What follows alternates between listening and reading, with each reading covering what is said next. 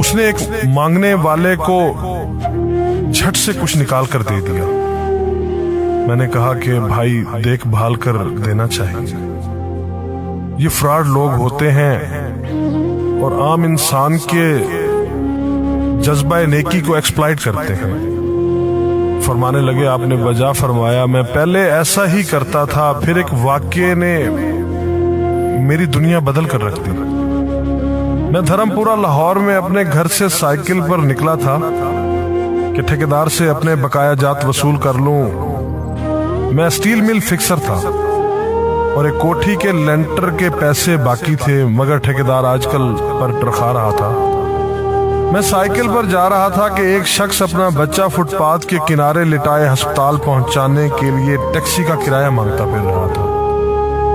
वो कभी किसी पैदल का बाजू पकड़कर हाथ जोड़ देता, मेरा बच्चा बचा ले, मुझे टैक्सी का किराया दे दे।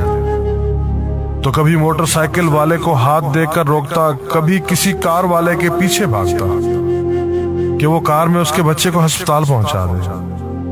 कोई रुकता तो कोई ना रुकता, जो रुकता वो भी उसे घूर कर देखता और आप वाली सोच कर उसे डांटता, काम करके खाने की नसीहत करता और आगे निकल जाता। मैं जो साइकिल साइड पर रोक के एक पांव जमीन पर टेके उसका तमाशा देख रहा था, अचानक उसकी नजर मुझ पर भी पड़ी। उसने मेरी साइकिल का हैंडल पकड़ लिया। भाईजान खुदा के लिए मेरे बच्चे की जिंदगी बचा ली, उसको सख्त बुखार है, आप नीचे उतरकर उसको देख तो लें, आपको यकीन आ जाएगा। आप देंगे तो शायद किसी और को भी एतबार आ जाए, मगर मैं भी आपकी तरह सोच रहा था। फिर जिस जारहाना अंदाज में उसने मेरी साइकिल का हैंडल पकड़ रखा था, लगता था कि इधर मैं साइकिल से उतरा और उधर वो साइकिल पकड़कर भाग जाएगा। मैंने भी उसे काम करके खाने की तलकीन की और पिछले जुमे में सुनी हुई हदीस उसको भी सुना दी। कमाकर खाने वाला अल्लाह का दोस्त होता है, और अपना हैंडल छुड़ाकर बड़बड़ाता हुआ आगे चल पड़ा।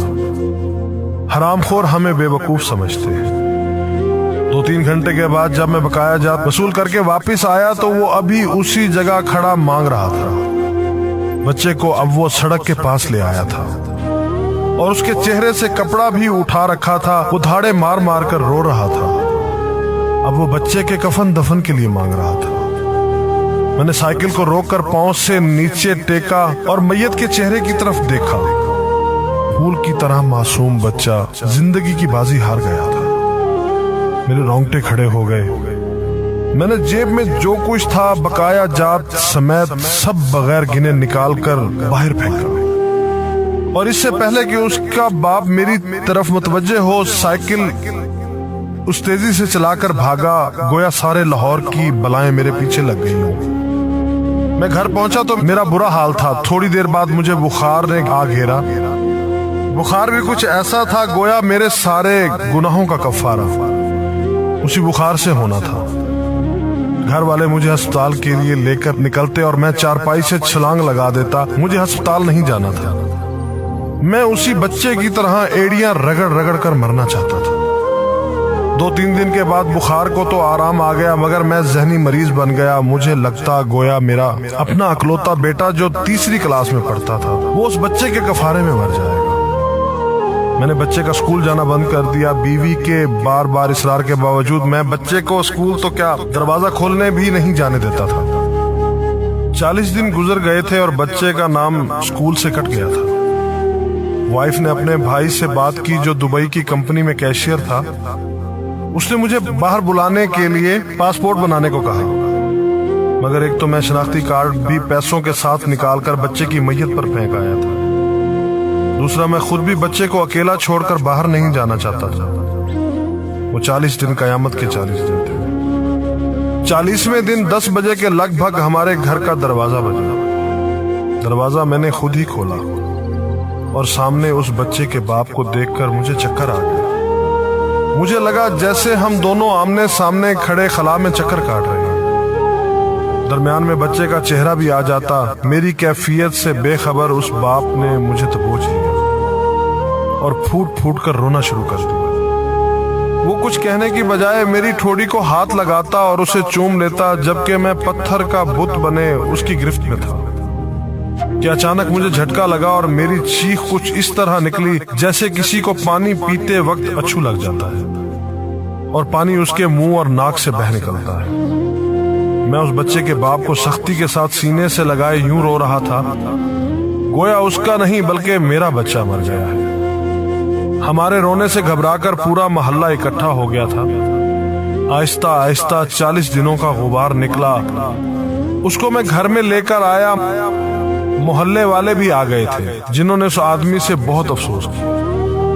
کچھ دیر بعد اس نے اپنی جیب سے میرا شناختی کارڈ نکالا اور مجھے واپس کیا، پھر جیب میں ہاتھ ڈال کر کچھ پیسے نکالے اور میرا شکریہ ادا کر کے کہنے لگا کہ آپ کے پیسے بڑے برکت والے تھے، شاید آپ کے خلوص کی برکت تھی کہ میرے بہت سارے کام ہو گئے۔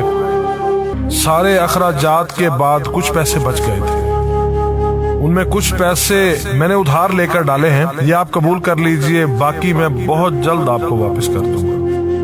میں نے پیسے واپس لینے سے سختی کے ساتھ انکار کر دیا اور منت سماجت کر کے اسے پیسے رکھنے پر راضی کر دیا۔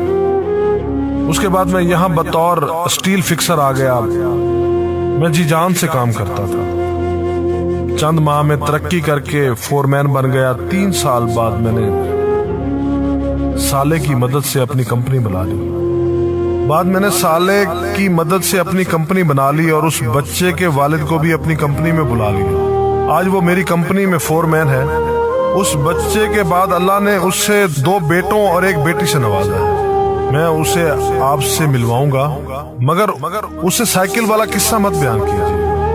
وہ آج تک نہیں پہچانا کہ میری سائیکل روک کر اس نے مجھ سے سوال کیا تھا۔ وہ مجھے ولی اللہ سمجھتا ہے، جس نے اس بچے کی لاش دیکھ کر سب کچھ نکال کر دے دیا۔ قاری صاحب، اس دن کے بعد میں کسی کو خالی ہاتھ نہیں لوٹاتا۔